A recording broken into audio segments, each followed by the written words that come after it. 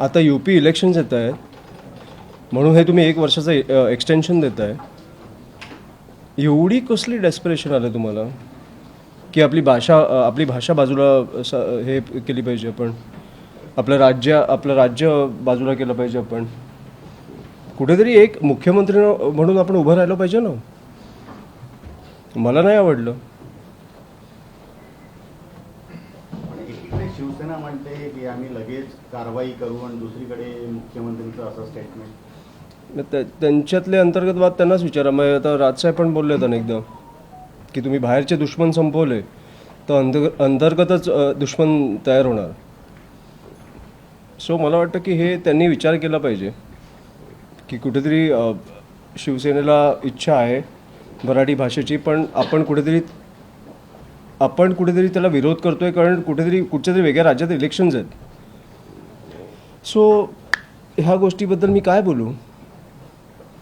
आमच्या निदर्शनात आलं की कोणी हिंदी बोलतंय किंवा उद्धटपणे वागतंय तर आम्ही मारणार. कारण मी तुम्हाला एक सोपं हे सांगतो फरक. काल मी आकांक्षाच्या घरी गेलो.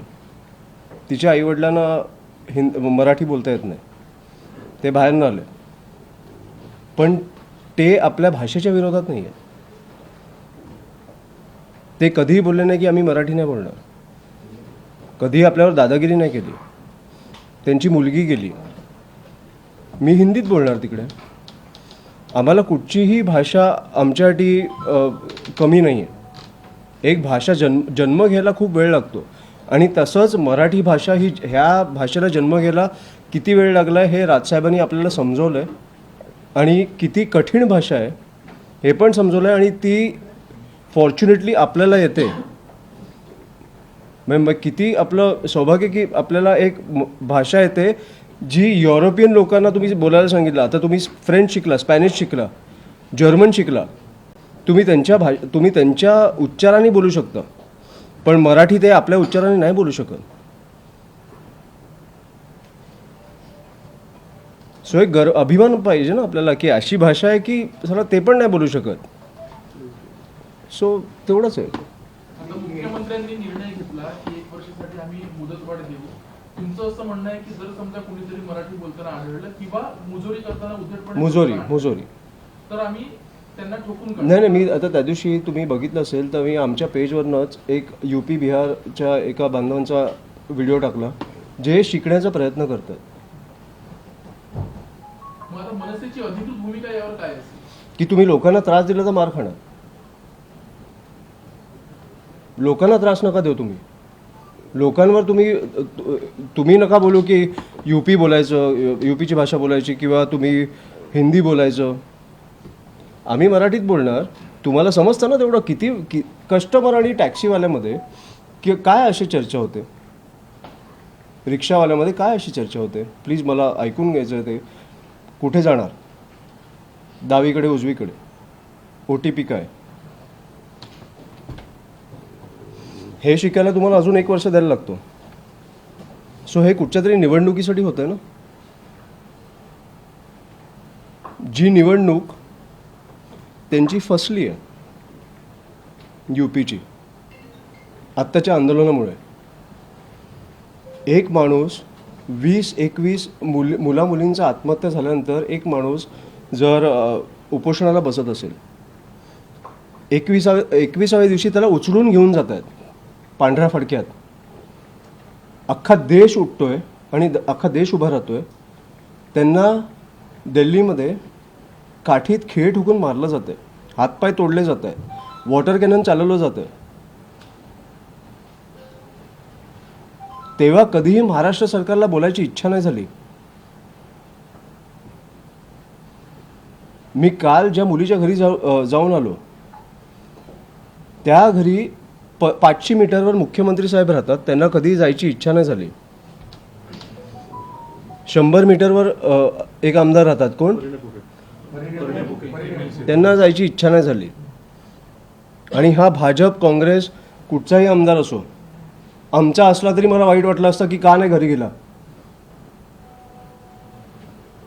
त्यांची तुमची परिस्थिती, त्यांची परिस्थिती का नाही बघितली तुम्ही?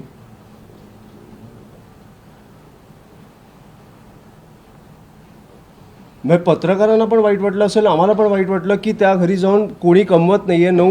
9वीतला एक मुलगा माझ्या बाजूला बसला आहे आणि बहिणीचा फोटो समोर आहे. त्यांना काय बोलता पण नव्हतं येत. मी इतरांशी बोलत होतो की ह्यांना काय मदत लागली तर प्लीज कळवा. हे किती वेळ चालणार आहे आपलं? तुम्हाला जिकडे बसवलं तुम्हाला उत्तरं द्यायची नाही आहेत.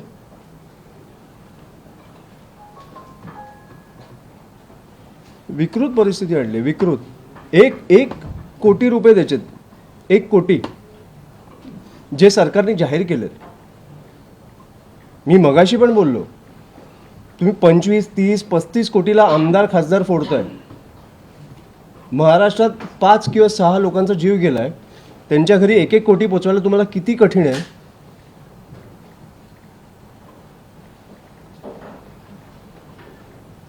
ह्याच्यात किती तुमच्यावर एवढं काय प्रेशर आहे वरनं की ह्या लोकांच्या घरीच नाही जायचं, ह्यांना बघायचंच नाही. आणि आता जेनझीचे कार्यक्रम घ्यायला लागले की काय म्हणते जेनझी. जेनझी बोलतच नाहीये. जेनझी बोललं तर घरी बसवेल ह्यानं. कोणतरी प्लॅन आणतायत, काहीतरी प्रश्न विचारले जात आहेत, काहीतरी उत्तरं देत आहेत. जेनझीचं सांगा ना, प्रश्न विचारा. हादरून जातील हे लोक. इकडे तुम्हाला बोलायची इच्छा नाही झाली, जिकडे 2-2.5 महिने काहीतरी चालू होतं. आणि आता जेनझीची ताकद दिसली तुम्हाला. जेनझीजनी तुम्हाला केंद्रातनं राजीनामा आणला म्हणून तुम्हाला आता जेनझीचे कार्यक्रम घ्यायची इच्छा झाली. आत्ता मी बघितलं राहुल गांधीजींचा कार्यक्रम झाला, उत्तम झाला.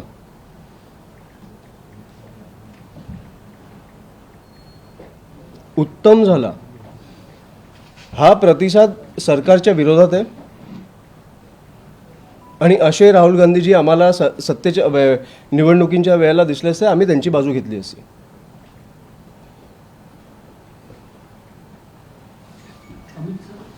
पुढे राहुल गांधींसोबत जाल का? म्हणजे आता तुम्ही राजसाहेबांची भूमिका आहे. मी तुम्हाला आत्ता सांगितलं की मला काय वाटतं.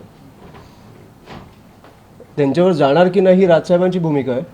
पण मी तुम्हाला सांगितलं की कुठेही एक माणूस अशा प्रकारे सरकारला अनमास्क करत असेल किंवा त्यांचं पर्दाफाश करत असेल तर आम्हाला ते आवडतं आहे की प्रॉपर केंद्रातनं ते पुरावे आणतायत आणि सांगतायत, आमच्यासमोर ठेवतायत.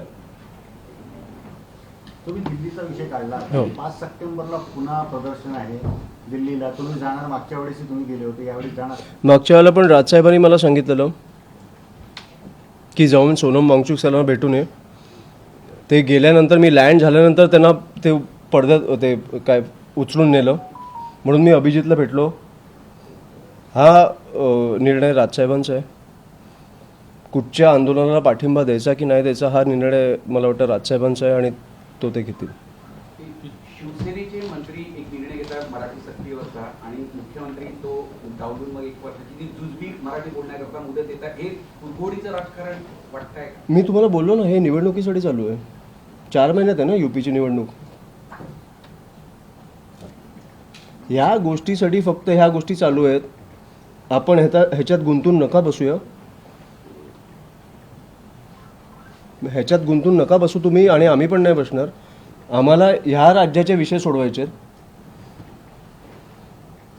आपल्याला कळलं पाहिजे एक भाषा बोलायला किती वेळ लागतो आणि अशी काय मोठी कॉन्व्हर्सेशन होते रिक्षा चालकांची आणि टॅक्सी चालकांची, आणि ज्या मगरुरीपणे ते बोलतात की आम्ही शिकणारच नाही. सो मला वाटतं की ह्या गोष्टी आपल्याला कळल्या पाहिजेत की ह्या फक्त निवडणुकीसाठी होत आहेत आणि तेवढ्यापुरतं ठेवू. मला वाटतं की भाजपच्या हातातनं यूपीची निवडणूक कुठेतरी सरकत चालली आहे. त्याच्यामुळे ह्या गोष्टी होत आहेत. सर, आता तुम्ही आदिवासी मुलांना भेटून आलेले आहे, काय एकंदरीत त्यांची मागणी? काय नाही, त्यांनी 29 मुद्दे दिले आहेत. आणि मी पुण्याच्या पण जे मांजरी गाव आहे आपलं तिकडे पण 14 दिवस काही आदिवासी बंधू भगिनी मला वाटतं उपोषणाला बसलेत. मी काल त्यांच्याशी व्हिडिओ कॉलवर बोललो. 14 दिवस सर काय खाल्लं प्यायलं नाही आहे, सरकारला जाग नाही आली. मी त्यांना एवढंच उदाहरण दिलं की सोनम वांगचुक सर 20 दिवस बसले, 21व्या दिवशी त्यांना घेऊन गेले, पण जेव्हा आपली ताकद रस्त्यावर दिसली तेव्हा ह्या सरकारला जाग आली की कुठेतरी आपण बॅकफूटवर गेलो पाहिजे. त्याच्यामुळे उपोषण करून काही होणार नाही आहे. आपल्या तरुणींचा जीव जातोय, त्यांच्या आईवडिलांना वाईट वाटणार, आम्हाला वाईट वाटणार, तुम्हाला वाईट वाटणार, सरकारला वाईट वाटणार नाही. 14 दिवस एक माणूस सरकारमधला भेटायला नाही आलाय. मी ह्या लोकांचा विषय घेणार, मी मंत्र्यांना भेटायला जाणार आणि हे विषय सोडवून घेणार. हे त्यांच्या न्याय हक्काची लढाई आहे. मंत्र्यांचे शासकीय बंगले किंवा त्यांनी कमवलेले पैसे किंवा त्यांनी कमवलेल्या गाड्या मागत नाही आहेत, ते त्यांच्या वसतिगृहांचा विषय जो मार्गी लागला पाहिजे. ठीक आहे. आता अनौपचारिक